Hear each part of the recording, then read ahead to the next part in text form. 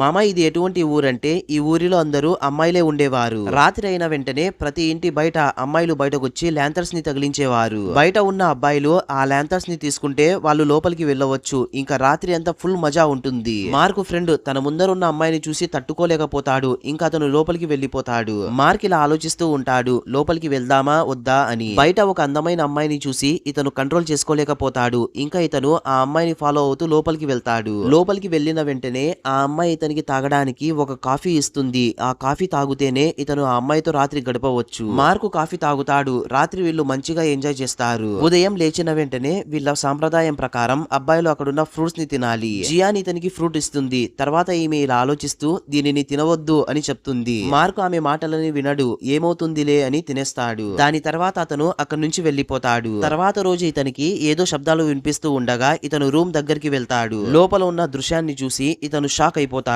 ఎందుకంటే ఇతను ఊరి లోపలికి ఎంటర్ అయినప్పుడు వీళ్లకు ఒక వ్యక్తి కలిసి ఉంటాడు. అతనే ఇప్పుడు ఇక్కడ ఉండేది. ఈ అమ్మాయి అతన్ని కొరడాతో కొడుతూ ఉంటుంది. మార్క్ అతన్ని అక్కడి నుంచి కాపాడడానికి ప్రయత్నిస్తాడు. కానీ అతను చూస్తే మార్కుని తిరిగి కొడతాడు. ఎందుకంటే ఎవరెవరైతే రాత్రిపూట్ల ఈ అమ్మాయిల దగ్గరికి వెళ్తూ ఉంటారో వాళ్ళు ఇప్పుడు ఫైనల్ గా ఈ అమ్మాయిల కంట్రోల్లో వచ్చేస్తారు. నెక్స్ట్ పార్ట్ కోసం ఒక లైక్ వేసుకోండి.